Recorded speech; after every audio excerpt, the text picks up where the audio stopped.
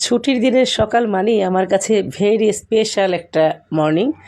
তো সপ্তাহে এই দিনটা আমার জন্য ভীষণ পছন্দের একটা দিন।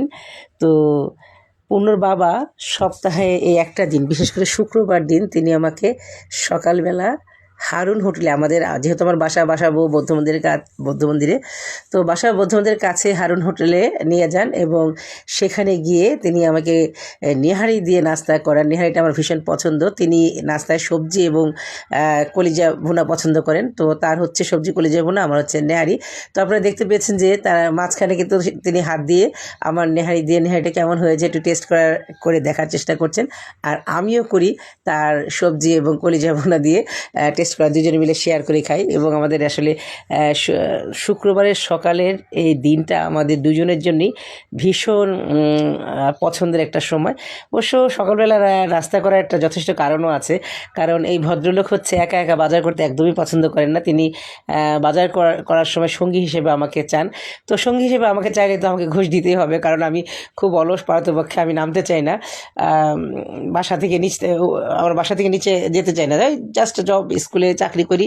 তো সেই জন্য আর কি বের হই, নিতান্ত প্রয়োজন ছাড়া আমি ঘর থেকে বের হই না। তো তিনি আমাকে প্রতি শুক্রবারে ঘুষ দেন নেহারি, যেহেতু আমি পছন্দ করি, নেহারি দিয়ে আমাকে নাস্তা করেন। নাস্তা করিয়ে সুন্দর করে মিষ্টি পান, সেও একটা মিষ্টি পান খায়, আমি একটা মিষ্টি পান খাই। খেয়ে তারপরে যাই হচ্ছে বালুর মাঠে বাজার করার জন্য। তারপরে দুজনে মিলে হাত ভরে বাজার করে নিয়ে বাসায় আসি। তো যাই হোক, সঙ্গী হিসেবে যেহেতু সে বাজার একা করতে পছন্দ করে না, আমাকে নিয়ে বাজার করতে পছন্দ করে, সেই জন্য তো সঙ্গী হিসেবে আমাকে তার লাগবেই। আর আমাকে লাগলে তো আমাকে ঘুষ দিতেই হবে, নেহারি দিয়ে নাস্তা করাতে হবে। তো যাই হোক, গরম গরম তন্দুর রুটি দিয়ে নেহারি খাচ্ছিলাম, খুব মজা। নেহারি খেতে আমার ভীষণ ভালো লাগে। আপনারা দেখতে পাচ্ছেন আমি গাল ভরে ভরে খাচ্ছি।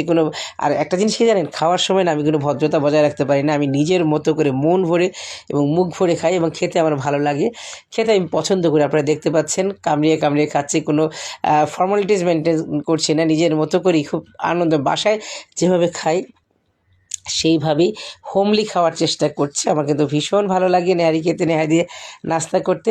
তো আপনাদের যাদের ভালো লাগে তারাও কিন্তু অবশ্যই খাবেন। অনেকে হয়তো ডাক্তারের নিষেধ থাকার কারণে অনেকে অনেক খাওয়া দাওয়া বাদ দেন, কিন্তু আমি সেটা করতে পারি না। আমার কাছে খেতে ভালো লাগে, আমার যখন যেটা খেতে ভালো লাগে আমি সেটা মন ভরে খাই, কারণ কবে না কবে মরে যাব। মনের মধ্যে আফসোস রেখে আসলে আমি মরতে চাই না। আমি চাই মন ভরে খেয়ে দিয়ে আনন্দে বাঁচতে। জীবন একটাই, জীবনটাকে আনন্দের সাথে উপভোগ করতে হবে। এখন ডাক্তারের কথা শুনে যদি খাওয়া দাওয়া কন্ট্রোল করে যদি নিজের আত্মা শুকিয়ে ফেলে, তাহলে তো হবে না। তো যাই হোক, আমি আমার মন ভরে আমার যেটা পছন্দ সেটা আমি খাই এবং ভালো থাকতে চেষ্টা করি, মনকে ভালো রাখার চেষ্টা করি। আর পুনর বাবার মতো একজন লাইফ পার্টনার থাকলে তো কোনো কথাই নেই। জীবন সুন্দর, জীবনকে আনন্দের সাথে উপভোগ করি।